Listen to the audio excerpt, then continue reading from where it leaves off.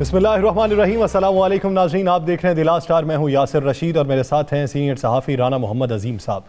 नाज़रीन, एक ऐसा वक्त कि जब बजट पेश होने वाला है, इससे कबल अपोजिशन जो है वो काफ़ी मुतहर्रिक दिखाई देती है। हुकूमत पुरज़्म है कि बजट अवाम के मफाद में होगा, अवाम की बेहतरी के लिए होगा, लेकिन अपोजिशन एक बयानिया इस वक्त बिल्डअप कर रही है कि ये जो बजट है ये अवाम दोस्त बजट हो ही नहीं सकता। एक ऐसी हुकूमत जो अवाम दोस्त हुकूमत ही नहीं है तो वो अवाम दोस्त बजट कहाँ से ला सकती है। लेकिन हुकूमती वज़रा इस बात पर कायल दिखाई देते हैं कि ये बजट अवाम के मफाद में होगा, टैक्सेस की छूट मजीद दी जाएंगी, मजीद टैक्स नहीं लगाए जाएंगे, जबकि अपोजिशन IMF को लेकर इस वक्त काफी वावेला मचा रही है। दूसरी जानिब नून लीग का जो बयानिया है वो PDM को मुतहर्रिक नहीं कर पाया। ANP और पाकिस्तान पीपल्स पार्टी को अलग होने पर शाहिद खाकान अब्बासी साहब ने मुबारकबाद पेश की है। अपोजिशन लीडर शहबाज शरीफ साहब ये कहते हैं कि इस वक्त ऐवान के अंदर जो मज़ाहमत पैदा करनी है वो काम मेरा है और अवाम के अंदर हुकूमती बयानिए को रद्द जो करना है वो मरियम नवाज साहिबा करेंगी। तो आने वाले दिनों में PDM में पीपल्स पार्टी और ANP की वापसी के हवालों से और कि अपने तई जो इस वक्त सोच है और मज़ाहमत है उसके हवाले से, और दूसरी जानिब हुकूमती इक़दामात पे बात करेंगे। हमें ज्वाइन किया है फ़याज़ुल हसन चौहान साहब ने। चौहान साहब, बहुत शुक्रिया आपके वक्त का। चौहान साहब, इस वक्त जो बुनियादी तौर पर क्रिटिसाइज़ किया जा रहा है वो शाहिद खाकान अब्बासी साहब का ये कहना है कि ग्रोथ की उल्टी सीधी तरकीबें बता के अवाम को आप अपने बस में नहीं कर सकते। आपकी जो GDP है वो 2018 की बनिस्बत बहुत कम है। तो इस वक्त ऑपोजिशन जो बयानिया बिल्डअप कर रही है, हुकूमत बजट में उसे कैसे रद्द करेगी? बिस्मिल्लाहिर्रहमानिर्रहीम। देखिए, बुनियादी तौर पर ये पाकिस्तान की सियासत की और पाकिस्तान की मईशत की वो चम चिड़के हैं और वो चौके हैं कि जिन्होंने पिछले 40 साल और खुसूसन पिछले 10 साल लिफाके जमहूरियत की सतह चले इस मुल्क की मईशत को और मुल्क की आवाम को जो है उन्होंने उनका खून पीसा है। अब इनसे बर्दाश्त नहीं हो पा रहा कि कोविड-19 के बावजूद और हमारी हर किस्म की साजिश के बावजूद, हमारे हर किस्म की इस आल पाकिस्तान लूटमार एसोसिएशन की हर साजिश, हर 2 नंबरी और इन्होंने जो मुख्तलिफ कार्टन्स और माफियाज बनाए हुए हैं, उनकी हर किस्म की हेरा फेरी के बावजूद ये पाकिस्तान के अंदर इन्होंने पाकिस्तान के मैक्रो इकोनॉमिक्स इंडिकेटर्स को, इन्होंने पाकिस्तान की इकॉनमी को, इन्होंने पाकिस्तान की मईशत को बेहतरी की तरफ क्यों गामजन कर दिया। ये तो समझ रहे थे कि हमने वो बारूदी सुरंगें बिछा दी हैं पाकिस्तान की इकॉनमी और पाकिस्तान की मईशत के नीचे कि ये कभी भी पाकिस्तान की इकॉनमी अपने पाँव पर खड़ी नहीं हो सकती। लेकिन अल्लाह पाक के करम से, नबी पाक के सदके, वज़ीर आज़म पाकिस्तान इमरान खान साहब ने और PTI की हुकूमत ने अनथक मेहनत करके कोविड-19 के 1.5 साल के बावजूद आज पाकिस्तान की इकॉनमी को अपने पाँव पे खड़ा कर दिया है। GDP ग्रोथ रेट आपके सामने है, पाकिस्तान के अंदर फॉरेन रेमिटेंस का जनाब वो आपके सामने है, पाकिस्तान का करंट अकाउंट जनाब वो डेफिसिट की जो सरप्लस पे हुआ वो आपके सामने है, पाकिस्तान के इंटरनेशनल इकॉनमी के अंदर और इंटरनेशनल पॉलिटिक्स के अंदर इज्जत, एहतराम और वकार की बहाली वो आपके सामने है। हर चीज बहुत क्लियर है, क्रिस्टल क्लियर है, लेकिन इनसे हजम नहीं हो रही, इन चमचड़कों से और इन जोकों से। ठीक है ना जी, इनके पेटों पर मरोड़ उठे हुए हैं कि ये सेक्टर फिगर कैसे आगे। मैं 2-3 चीजें सिर्फ आपके सामने रख दूं। पाकिस्तान के अंदर 2016 से लेके और अब तक और इनके जो तकरीबन साल से 5 साल फॉरेन रेमिटेंस जो है ना वो आपकी पाकिस्तान से जो बाहर से ओवरसीज पाकिस्तानी भेजते थे वो कभी भी 19.19 अरब डॉलर से ज्यादा नहीं हुई थी। आज 25 अरब डॉलर तक जो है वो पाकिस्तान की इस 2020-21 के अंदर पहुंच गई। पाकिस्तान के जनाब फॉरेन रिजर्व जो है स्टेट बैंक से वो आपके जिस जनाब लहज पे और जिस पॉइंट पे और जिस फिगर पे पहुंचे हैं वो पिछले 6-7 सालों के अंदर कभी पाकिस्तान की हिस्ट्री के अंदर वो नहीं मौजूद थे। इसी तरीके से करंट अकाउंट डेफिसिट के जो पिछले कई सालों से पाकिस्तान का मुकद्दर था आज सरप्लस के अंदर आ गया है। पाकिस्तान के अंदर जो है वो बिजनेस करने की आसानी के हवाले से पाकिस्तान के इंटरनेशनल लेवल पे ममालिक में नंबर जो है वो बेहतर हुआ है। तो इस तरह की तीसरी चीजें हैं कि जो मैं आपको बता सकता हूं कि जो पूरी पाकिस्तानी कौम ने महसूस भी किया और ताजर महसूस कर रहे हैं। जो पाकिस्तान के बड़े बड़े इकोनॉमिस्ट आप देखें, हफीज पाशा साहब है, नून लीग के वजीर खजाना रहे हैं, उन्होंने एक लीडिंग TV चैनल को इंटरव्यू देते हुए कैटेगोरिकली एक्सेप्ट किया कि ये जितने फैक्ट एंड फिगर्स है ये 100% ठीक है। पाकिस्तान की इकॉनमी वाकईतन अपने पाँव पे खड़ा होना शुरू हो गई है। चौहान साहब, पाकिस्तान की इकॉनमी अपने पाँव पे खड़ी हो जाए, इससे बेहतर चीज़ ही कोई नहीं है। पूरी कौम चाहती है। सियासी बयानात क्या होते हैं वो सियासतदानों ने देने होते हैं, उन्होंने सियासत करनी है। आप मुझे बताएं कि माशियत बेहतर हो गई, अपने पाँव पे खड़ी होगी, सब कुछ हो गया, आप भी अवाम में जाते हैं, आम आदमी आज तक खुशहाल क्यों नहीं हो सका? आम आदमी हुकूमत से खुश क्यों नहीं? राना साहब, आप माशाल्लाह सहाफ़ी हैं, जर्नलिस्ट हैं, बाखबर सहाफ़ी हैं। छोटी सी मिसाल आपके पाँव के जरिए से दूंगा। एक बच्चा पैदा होता है, पूरा घर खुश होता है, खुशरे भी नचाए जाते हैं, खुशियां मनाई जाती हैं, ढोल बजाए जाते हैं, लुडियां डाली जाती हैं, मिठाई तकसीम की जाती है। तो क्या वो बच्चा पैदा होते ही जो है वो माँ बाप की जनाब बुढ़ापे का सहारा बन जाता है? वो बच्चा पैदा होते ही जो है वो घर के जनाब खर्चे बच्चे पूरे करना शुरू हो जाता है? वो बच्चा पैदा होते ही जो है वो घर के सारे मुआशी माशरती सियासी मामला सॉर्ट आउट करना शुरू हो जाता है? जनाब एक बुनियाद पड़ती है। देखिए चौहान साहब, आप लोगों ने ऐलान किया था ना कि 90 दिन, आप लोगों ने ऐलान 100 दिन का किया था। बात पूरी होने दें। आप लोगों ने मुझे, जब बच्चा कितनी उम्र में होके हमें फैज देगा? अभी बुनियाद पड़ी है, इंशाल्लाह उसके आफ्टर इफेक्ट्स और साइड इफेक्ट्स आपको आना शुरू होंगे, जो अगले इंशाल्लाह 8-10 साल तक लोगों को महसूस होंगे। अभी इसके स्टार्ट होंगे तमाम मैक्रो माइक्रो इकोनॉमिक्स। चौहान साहब, मान लिया बच्चा पैदा हुआ, उसने क्रॉलिंग करना शुरू की, फिर कुछ बोलना शुरू किया, अब बच्चा माशाल्लाह अपने पाँव पे खड़ा है और थोड़ा सा चल फिर भी रहा है, 3 साल का हो चुका है, लेकिन मईशत में बेहतरी के इशारे ठीक है, दुरुस्त समत में गामजन होंगे। आपने मिसाल दी है, मैं भी एक मिसाल देता हूं, पुलिसिंग के निज़ाम बेहतर करने के आपने दावे किए। अब मुगलिया दौर के अंदर अगर कोई शख्स कोई साइल दरबानों से बच के, दरबारियों से बच के, मुशाइख अज़्ज़ाम से बच के बादशाह तक पहुंच जाता था, तब उसका मसला सॉल्व होता था। अभी भी वो दौर है। आयशा बेवा फोन करके वज़ीर आज़म को कहे, वज़ीर आज़म को बताए, अवाम सुने तो उसका मसला हल होता है। स्ट्रक्चर हमारा बेहतर नहीं हो रहा। वो सवाल है कि स्ट्रक्चर कब बेहतर होगा? आप जरा एक जगह पे ठहरे ना, आप खिलाएंगे तो ना हमारा एक साइड पे आप इकोनॉमी की बात करें, दूसरी साइड पे आप एडमिनिस्ट्रेशन की और पुलिस की और इंतजामिया की बात करें, इकोनॉमी की बात कर रहे हैं, वो इकोनॉमी का जवाब दे रहा हूँ। जी जी। और ये हम सब दोस्तों को पाकिस्तान की आवाम को एक अच्छी, एक नीट और एक नीट शिक्षा बतानी चाहिए। रेसिडेक्ट का इशू था, $7.5 अरब का हमारे ऊपर जनाब इस चोरों ने, निकम्मों ने, इस आसिफ जरदारी और नवाज शरीफ, इन सारों ने मिलके ये इन्होंने इंटेंशनली और पर्पसली प्रॉपर तरीके से केस नहीं लड़ा। पाकिस्तान के ऊपर जनाब बदनामी भी और पाकिस्तान की इकॉनमी के ऊपर ये बोझ भी तकरीबन जो है वो आपका 1000 अरब से जायद का जना ये बनता है जना, ये आपका जनाब आना शुरू हुआ, जिसको हमारी हुकूमत ने अच्छे तरीके से डिफेंड करके केस लड़के उसको खत्म किया। PIA का वो जो आपका वहां का होटल था, उस होटल के हवाले से भी बड़ा गलत डिसीजन हमारे खिलाफ हुआ, उसको हमने जनाब कवर किया। पाकिस्तान की इंटरनेशनल लेवल पे जो एक रिस्पेक्ट और एहतराम है, PIA की सर्विसेज है, इसके अलावा बेतहाशा चीजें हैं तो जो जान के इस विफाकी जमहूरियत की छठी चले, इन चोर और चक्कों ने तय किया हुआ था कि पाकिस्तान को इंटरनेशनल लेवल पे इज्जत एहतराम वकार नहीं देना। ये इज्जत बहाल की इमरान खान साहब ने, PTI की हुकूमत ने, और हर आने वाला दिन इंशाल्लाह पाकिस्तान की इकॉनमी का, पाकिस्तान की मईशत का, पाकिस्तान की माशरत का, पाकिस्तान की सियासत का और पाकिस्तान का इंटरनेशनल और रीजनल फेस वो अच्छाई की तरफ जा रहा है और इंशाल्लाह जाएगा। बाकी ये एडमिनिस्ट्रेटिव इश्यूज भी ये 1-2 सालों के अंदर 70 साल के जनाब लगाए हुए जनाब आपके जो पेशे हैं ना, जब गुंजले हैं, वो आप कहें कि 2 साल 3 साल के अंदर सारे स्टार्ट आउट हो गए, इस तरह नहीं होती। मैंने बड़ा एक आज से जो है वो तकरीबन महीना पहले मैंने एक टॉक शो के अंदर कहा था, वो बड़ी अजीबोगरीब किस्म की थ्योरी थी, आपके सामने भी रख देता हूँ। कम अज कम 10 साल चाहिए इमरान खान साहब को, बिल्कुल 2/3 मेजॉरिटी के साथ अगला मैंडेट हो, सेनेट के अंदर आपकी एक्सपीरियंस हो और इंशाल्लाह 10 साल पूरे पाकिस्तान के अंदर इमरान खान साहब की हुकूमत होगी।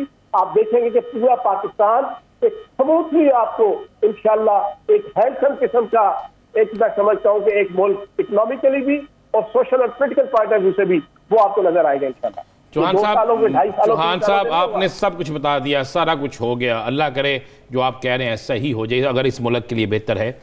ये बता दें कि आपकी हुकूमत है, आपकी हुकूमत के अहम तरीन शख्स रहे हैं जहांगीर तरीन, आज भी उन्होंने कहा है कि मुझे इंसाफ चाहिए, मुझे इंसाफ दिया जाए।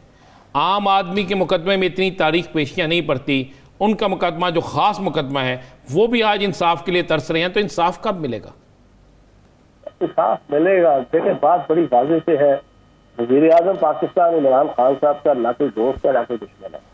Being a prime minister, being a leader, उनके कागजों में दोस्ती और जनाब दुश्मनी है, वो उसके ऊपर ईमान नहीं रखते।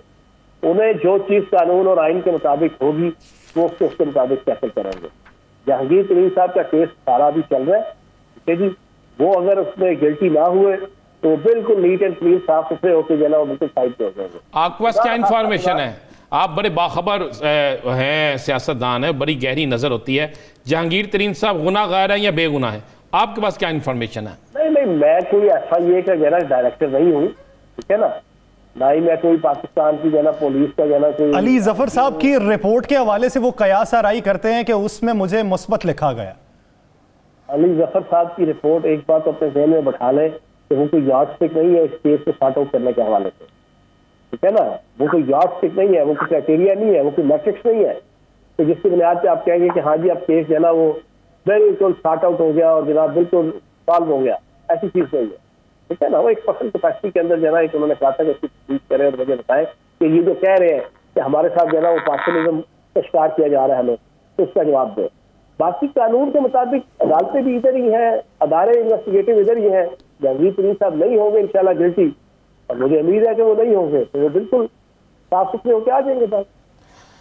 चौहान साहब, आपकी जमात के अंदर से बहुत सी आवाज़ें उठनी शुरू हो गई, बहुत से लोगों पे बहुत सी आवाज़ें उठनी शुरू हो गई। आप मुस्लिम लीग नून के अंदर डेंट डालते डालते आपके अपनी जमात के अंदर डेंट डालना शुरू हो गए। अब इसको किस तरह संभाला देंगे? 3 साल पे लंघे ना राणा साहब, आगे रह गए 2 साल, वो भी गुजर जाएंगे। 3 साल से जनाब सारा दिन यही स्टोरी थी, गुलजार साहब जा रहे हैं, आ रहे हैं, जा रहे हैं, आ रहे हैं, जा रहे हैं, आ रहे हैं, ठीक है ना जी। ऊपर से भी जो है ना वो 2-3 दफा जनाब बड़ी कंस्पायरेसी पूरी चली, इमरान खान साहब जनाब जाने लगे, फलाह होने लगा, फलाह, भाई कुछ भी नहीं हो रहा। मुल्क बिल्कुल सीधा सबूत बेहतरीन तरीके से अच्छे अंदाज से आगे की तरफ बढ़ रहा है। वज़ीर आज़म पाकिस्तान इमरान खान साहब की क़यादत में, और पंजाब के अंदर इंतहाई नर्म दमे गुफ्तगू, गर्म दमे गुफ्तगू के मज़ाक उस्मान बुज़दार साहब अपना काम कर रहे हैं। अगले 2 साल भी इसी तरह गुजर जाएंगे तो बाकी बातें होती रहेंगी। अच्छा चौहान साहब, जब आप ये समझते हैं कि बम्पर क्रॉप हुई है, इस वक्त मईशत भी बेहतरी की तरफ गामजन है, बजट भी सर पे है, अपोजिशन को खदशात हैं, तहफ़्फ़ुज़ात भी हैं, वो इस हवाले से अवाम के अंदर अपना बयानिया भी मकबूल करवा रहे हैं, तो बजट में फिर क्या रिलीफ देने जा रहे हैं जब मईशत बेहतर हो रही है? ये आप वज़ीर ख़ज़ाना को आप ले चले जी, वो आपको बताएंगे कि हम क्या रिलीफ देने लगे। मैं वज़ीर जेल खाना जाता हूँ, मुझसे पूछे जाना जेल में किसने आना है और किसने जाना है, इसका तो जेल में आएगा। यही बता चले, आप यही बता दें जेल में अब कौन बड़ा आने वाला है। चले चौहान साहब, आपने खुद ही कहा मुझसे ये पूछे, चले ये बता दें जेल में कौन आने वाला है। अब सूरत हाल ये बनी हुई है कि लोगों के लिए आजाद फजा भी जेल बन चुकी है। ये आजाद फजा के अंदर भी मौलाना फजल रहमान के लिए पाकिस्तान जेल है। आज शहबाज शरीफ के लिए आजाद हैसियत में भी पाकिस्तान की आबो हवा जेल है। बेगम सफदर आवाम के लिए ये आजाद फजाओं में घूमना फिरना, जलसे करना, आउटिंग करना, झूठी के जनाब प्रोडक्ट लेके जनाब उसकी पब्लिसिटी करना, करोड़ों के लाखों के जनाब प्रोडक्ट्स पे जनाब यूटिलाइज करके घूमना फिरना। मैं चौहान साहब आपको सलाम पेश करता हूं। आपने अपने सवाल का जिस खूबसूरत अंदाज में सियासी रंग दिया ना, एक अच्छी बात है कि आप अगर मईशत में बेहतरी की तरफ गामजन है तो बेहतर फैसले भी होने चाहिए, और उन लोगों को डरना चाहिए कि जिन्होंने बेहतर फैसले ना किए और अपना आप कमाया और अपने लिए कमाया, तो उनके लिए आज़ाद फ़ज़ाएं भी जेल बन सकती हैं। बहुत शुक्रिया फयाजुल हसन इस हवाले से अपना वक्त देने के लिए। नाज़रीन, दीगर इश्यूज़ पर बात करेंगे एक शॉर्ट ब्रेक के बाद। Stay with us.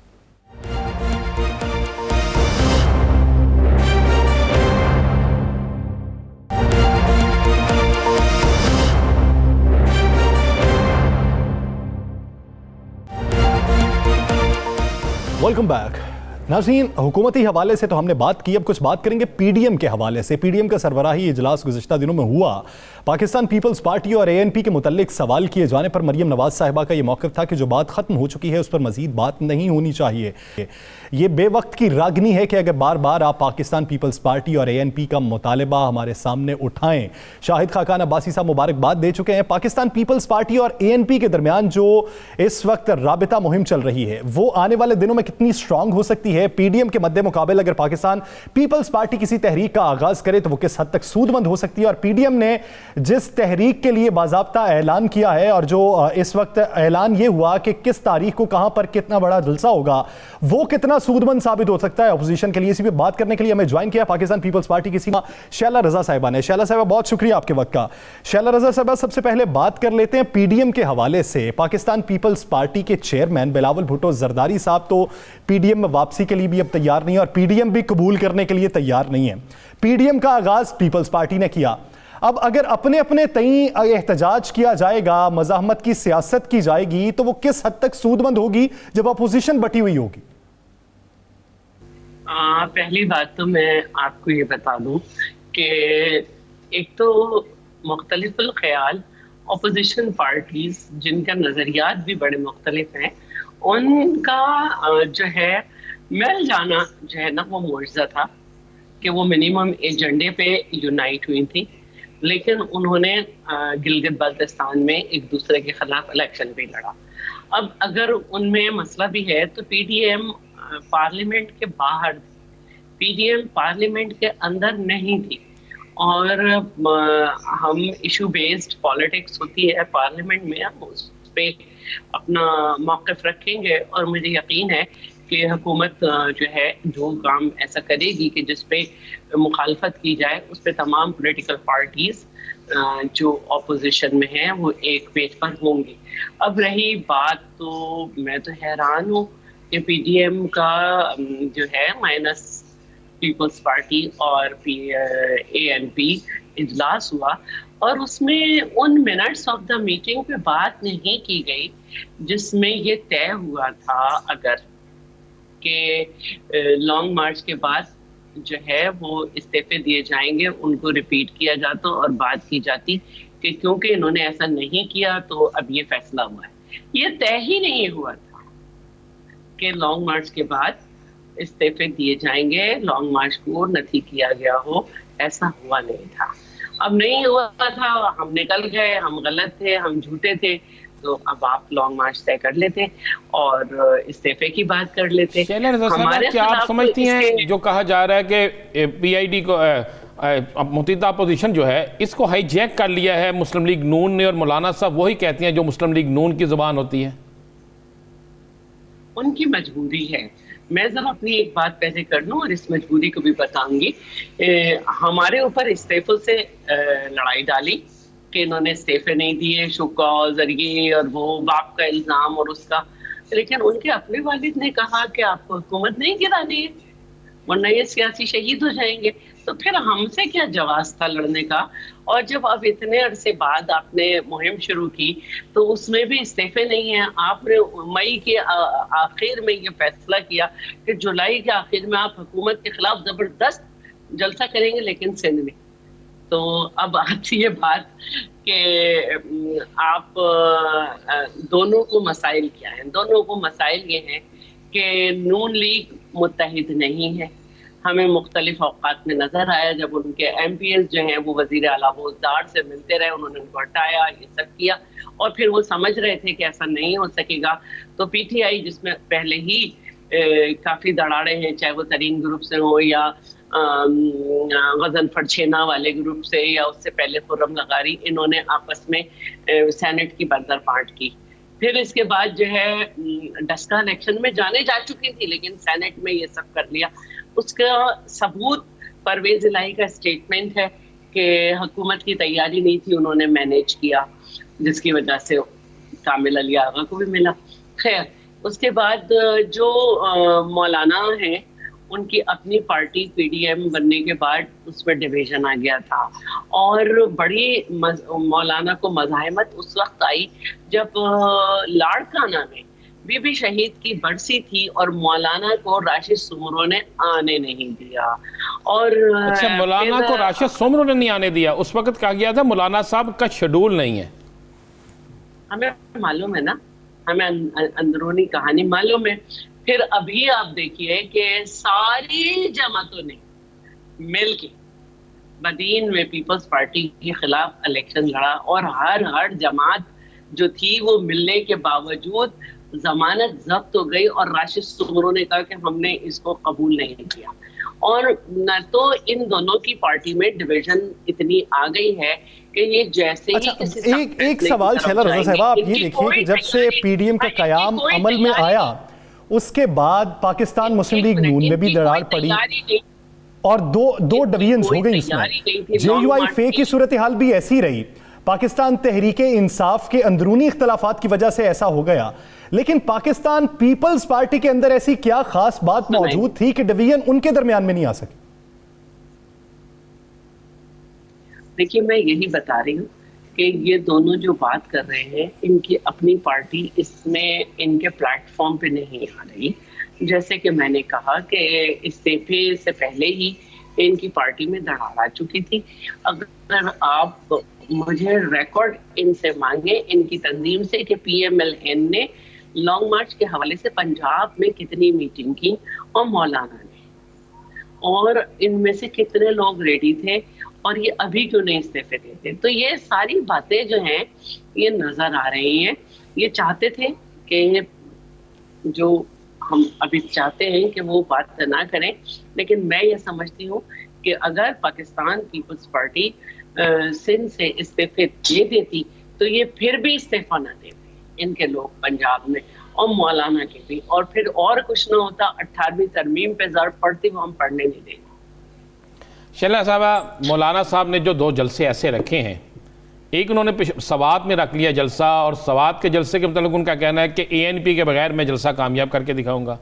कराची का जलसा जो है हुकूमत के खिलाफ ऐलान है, लेकिन ये समझ नहीं वो सिंध हुकूमत के खिलाफ ऐलान है, ये वफाकी हुकूमत के खिलाफ ऐलान, और साथ में उन्होंने ये भी बाकायदा किसी जगह कोट किया, चूँकि लाहौर आए हुए, कि मैं बताऊंगा कि सिंध में अक्सरियत किसकी है और उसके स्टेट पावर किसके पास है।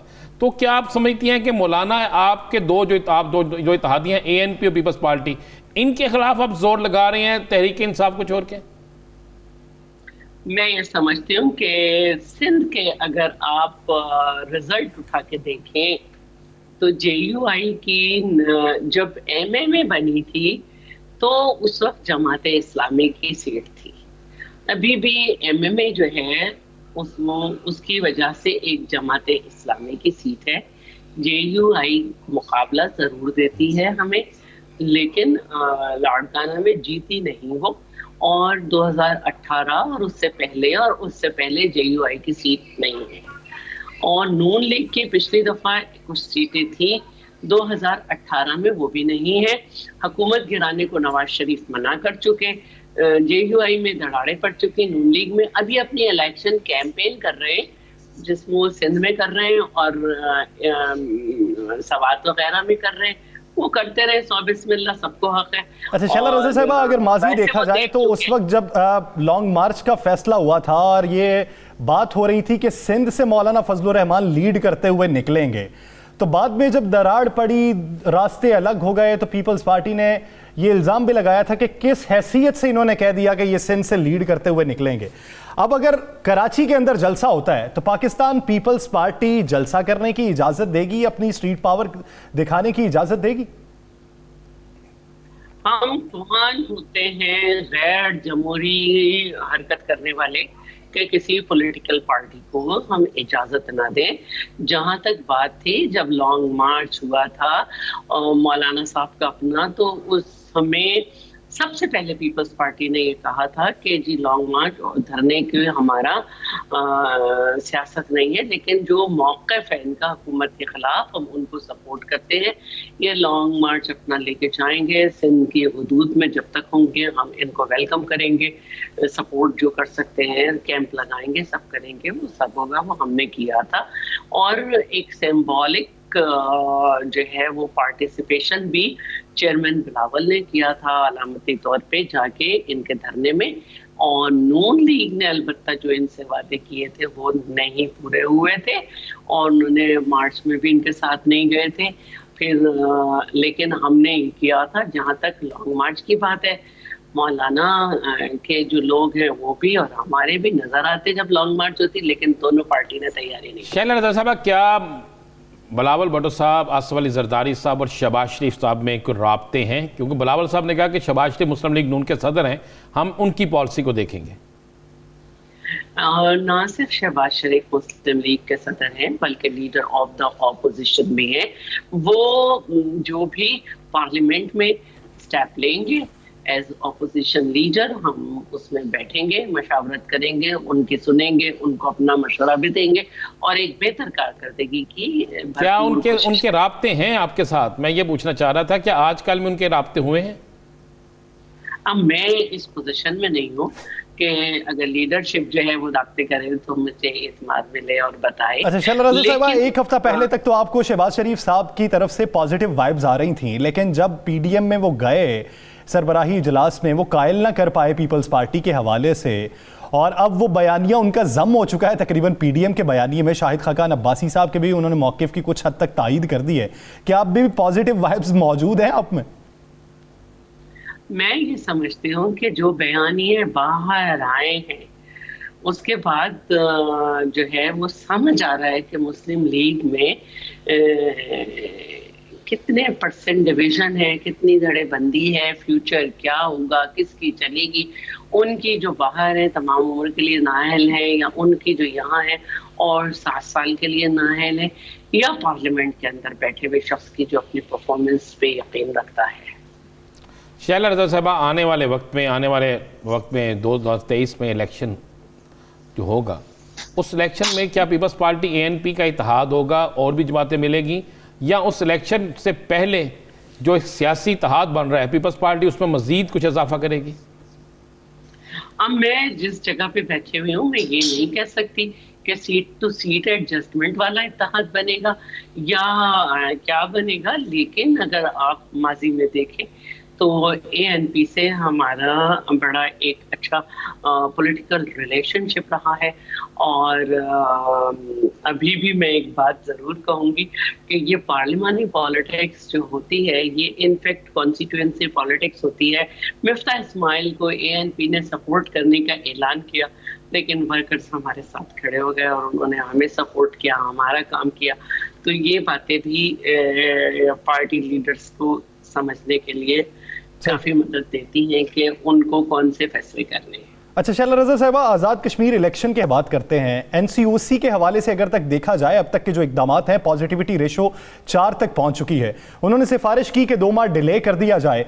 अब 2 माह डिले के हवाले से पाकिस्तान मुस्लिम लीग नून भी एतराज़ उठा रही है, पीपल्स पार्टी ने भी एतराज़ उठाए हैं, और अभी से धांधली के इल्ज़ाम भी लग रहे हैं, और अपोजिशन हुकूमत के साथ इलेक्शन रिफॉर्म्स में भी बैठ के बात नहीं करना चाहती। तो क्या निकलेगा इसका हल बेहतरी?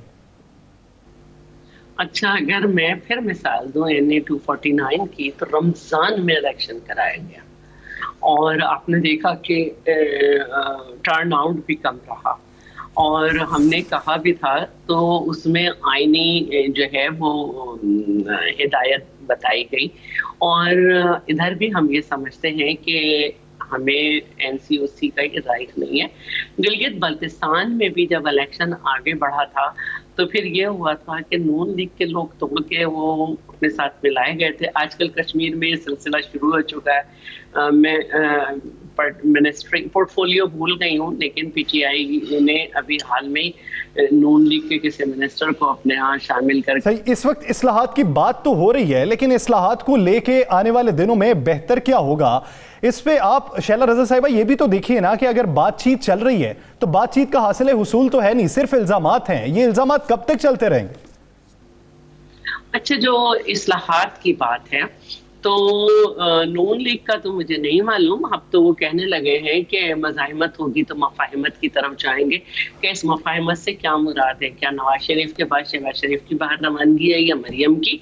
और वो ये कहते रहे कि इनसे बात नहीं होगी, लेकिन हमने हमेशा ये कहा है कि पार्लियामेंट में जो भी रिफॉर्म्स लाएंगे, अगर वज़ीर आज़म साहब यकीन रखते हैं कि वो हमसे बातचीत करेंगे और एक सही माहौल में लाएंगे तो हम जरूर करेंगे। वज़ीर आज़म को पूरी दुनिया में चैंपियन बनने का शौक है कि वो पूरी मुस्लिम उम्मा को ये करें वो करें, लेकिन अपने वतन में भी डायलॉग जो है उसको करने को सोचें। उन्हीं की बेहतरी है। ये बेसाखियाँ जो हैं जो उन्हें लेके चल रही हैं, नेगेटिव परफॉर्मेंस होने के बावजूद भी जिस दिन निकली तो ऐसा गिरेंगे कि उठाने वाला कोई नहीं होगा। बैसाखियों पे जो हुकूमत कायम है, अगर गिरी तो उठाने वाला कोई नहीं होगा। डायलॉग्स हो सकते हैं, लेकिन अगर बेहतर तरीके से साजगार माहौल में हो तो। बहुत शुक्रिया शैला रजा साहिबा इस वक्त देने के लिए। नाज़रीन, दीगर इश्यूज़ पर बात करेंगे शॉर्ट ब्रेक के बाद। Stay with us.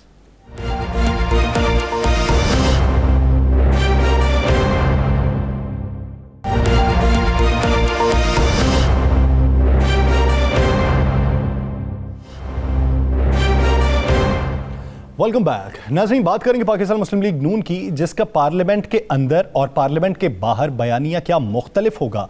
क्या आने वाले दिनों में एक महाज पे शहबाज शरीफ साहब और दूसरे महाज पे मरियम नवाज साहिबा लीड करेंगी। अगर दो महाज पे लीड करने वाले होंगे तो बयानिया एक जैसा कैसा रह सकेगा। इसी पे मजीद बात करेंगे। राना साहब की तरफ रुजू करते हैं। राना साहब, नून लीग में इख्तलाफात की खबरें जन्म ले रही हैं। एक तरफ बात ये की जा रही है पार्लियामेंट में शहबाज शरीफ साहब, अवाम में मरियम नवाज साहिबा लीड करेंगी। अगर तरीका यही रहा तो बंटवारा कितना हो सकता है मजीद? देखें यासर, मैं आपको अभी बता दूं कि एक 2 रोज़ से एक कॉन्फ्रेंस एक मीटिंग चल रही है मुस्लिम लीग नून की। सही।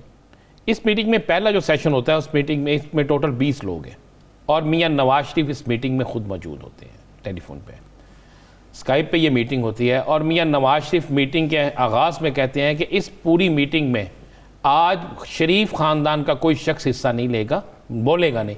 हम सुनना चाहते हैं मुस्लिम लीग नून के रहम रहनुमाओं से कि वो क्या कहते हैं। 2 चीज़ों पे बात हो रही है, मुफाहमत या मज़ाहमत। मेरे पास इतला ये है कि इस मीटिंग में 17 लोगों ने ये राय दी कि जनाब मुफाहमत की सियासत की जाए। परवेज़ रशीद ने कहा जनाब मज़ाहमत की सियासत की जाए। हमजा शहबाज शरीफ ने इजाज़त लेकर बात की। उन्होंने कहा जनाब हमें सियासत जो भी करनी है, जो भी लायामल लाना, जल्द ले आना चाहिए। और जहन में रखिएगा, लोग सिर्फ तहरीक इंसाफ को नहीं, हमें भी पूछेंगे कि हमने क्या दिया है, हमने अपोजिशन में रह के क्या किया है, हमारी क्या पॉलिसी रही है, हमारी ज़ाती क्या मामला थे और सियासी क्या मामला थे ये। और मैं आपको बड़ी एक मुसद्दका इतला दूँ कि उसके इस मीटिंग के बाद, इस मीटिंग में बल्कि राना सनाउल्लाह साहब का नाम लिया जा रहा है कि राना सनाउल्लाह साहब ने यह कहा कि मैं तमाम MNA से MPA से राब्तों में हूँ और मेरे नीचे रूट्स तक लोगों से राब्ते हैं और लोग जो हैं उनकी अक्सरियत ये चाहती है कि हम मज़ाहमत की बजाय मुफाहमत के साथ चलें, और अगर हमने मज़ाहमत की तो बहुत से हमारे साथी हमें छोड़ जाएंगे। ये लफ्ज़ बात किया गया। अब ज़राए के मुताबिक ये भी बात सामने आई कि मियाँ नवाज शरीफ और मियाँ शहबाज शरीफ और मरियम जो है वो तीनों इस मामले पर फ़िलहाल खामोश रहे। आज जो दूसरी नशिस्त हुई, उस नशिस्त में यह फैसला हो गया है कि मज़ाहमत नहीं मुफाहमत की तरफ जाया जाएगा। सर, मैं बिल्कुल आपको यह कह रहा हूं, लेकिन इसकी मुखालफत की है मरियम के साथ सिर्फ 2 अफराद, जिनमें भी एक परवेज़ रशीद शामिल है और एक और पिंडी से तलक रखने वाले शाहिदा खान अब्बासी शामिल है। बाकी अक्सरियत ने यह बात की है जनाब कि अगर हमने सियासत करनी है, अगर हमने आइंदा इलेक्शन में जाना है, तो हमें मज़ाहमत की नहीं मुफाहमत की सियासत करनी होगी और मुफाहमत की सियासत में नाराज़ लोगों को अपने साथ मिलाना होगा।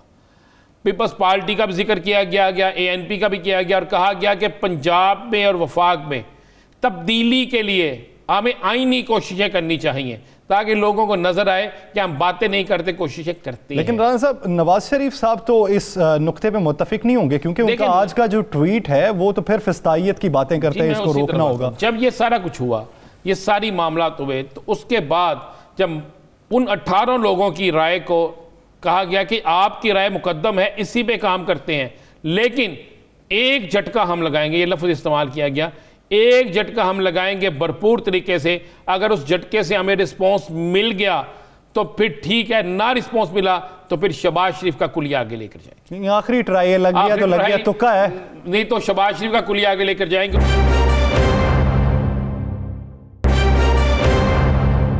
मैं आपको एक बड़ी खबर दे दूं, मियां नवाज शरीफ से, इस मीटिंग में नवाज शरीफ और इसहाक डार दोनों मौजूद थे। सही।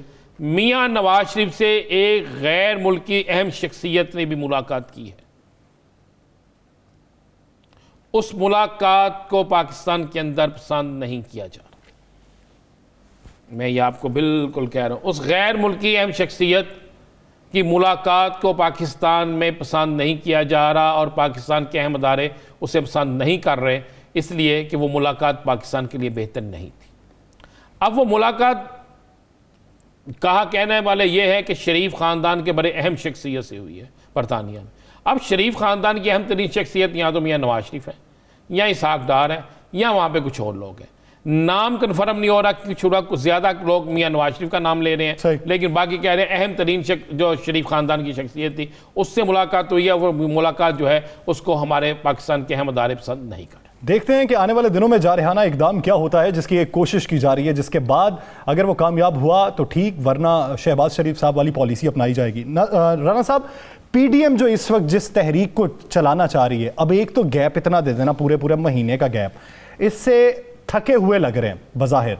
दूसरा, फिर जब पीपल्स पार्टी अलहदा रहेगी तो ये तहरीक जो पहले अवामी सतह पे कुछ हद तक मकबूल थी, अब इसकी मकबूलियत क्या होगी?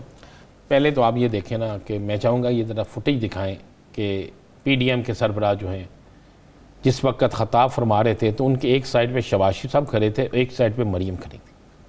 शहबाज शरीफ साहब, ज़रा शहबाज शरीफ साहब का स्टाइल देखें, मरियम जो है वो क्या बात कर रही है, मरियम का चेहरा हशाश पेशाश है।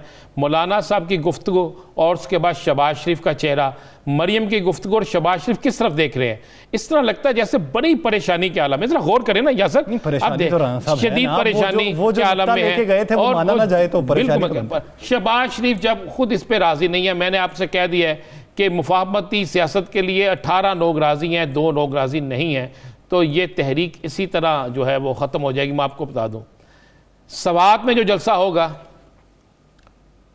कराची में जो जलसा होगा और जो इस्लामाबाद में जलसा होगा, कराची और इसका जलसा जो है सवात का ये हो जाएंगे, इस्लामाबाद का जलसा पीडीएम का नहीं होगा। यासर साहब ये लिख लीजिए। वो किसका होगा? पीडीएम जलसा नहीं करेगी, उससे पहले ये जो बची खिंची पीडीएम है इसकी राहें किसी और तरफ चली जाएगी, इसके मामलात मज़ीद बिखर जाएंगे, मामलात बिल्कुल एक और तरफ जाके करवट लेंगे। आपको पता है मामला तो तय हो गए, तय मामलात में यही पीडीएम की जमातें पार्लियामेंट के अंदर पार्लियामेंट के अंदर बजट पास कराने में अपना किरदार अदा करेंगी, गैर हाजिरी की सूरत में, बाइकआउट की सूरत में, या बहुत सी चीज़ों पे मान जाने की सूरत में। भाई ये सारा एक ड्रामा चल रहा है, ये सिर्फ ड्रामा चल रहा है। ये चूँकि मौलाना फजल रहमान ने अपनी सियासत को चमकाना था, आप मुझे बताएं कि जिस दिन ये सवात में जलसा कर रहे हैं उस दिन जुमे का दिन होगा। सवात में कौन सी ऐसी चीज़ है जिसमें जलसे से इस्लामाबाद में हुकूमत डोल जाएगी? उसके बाद कराची के जलसे से पंजाब में ये इस्लामाबाद की हुकूमत पे क्या असर पड़ेगा? और मैं आपको लिख के दे रहा हूँ, 14 अगस्त को नहीं जलसा होगा इस्लामाबाद में, 14 अगस्त को पीडीएम का जलसा इस्लामाबाद में नहीं होगा, ये लिख लीजिएगा। सही, देखते हैं कि आने वाले दिनों में इस्लामाबाद में जलसा नहीं होगा तो पीडीएम का ये बयानी जो फिर से तकवीयत पकड़ यार मुझे एक बात बता दें यासर, माजरत से, इनका पीपल्स पार्टी से इख्तलाफ ये था कि इस्तीफे दो। क्या मौलाना साहब ने इस्तीफों की बात की है? नहीं। क्या लॉन्ग मार्च की बात की है? तो खत्म हो गया ना पीडीएम का बयानिया। अब बयानिया सिर्फ ये अपने आप को बचाने के लिए और चंद सियासी ये कि वो जो खौल अब दोबारा से पहनने की कोशिश कर रहे हैं, उस खौल के अंदर कितनी देर तक ये ढके रहेंगे? नाज़रीन, द लास्ट आवर से मुझे और राना अजीम साहब को दीजिए इजाजत। अल्लाह के बाद।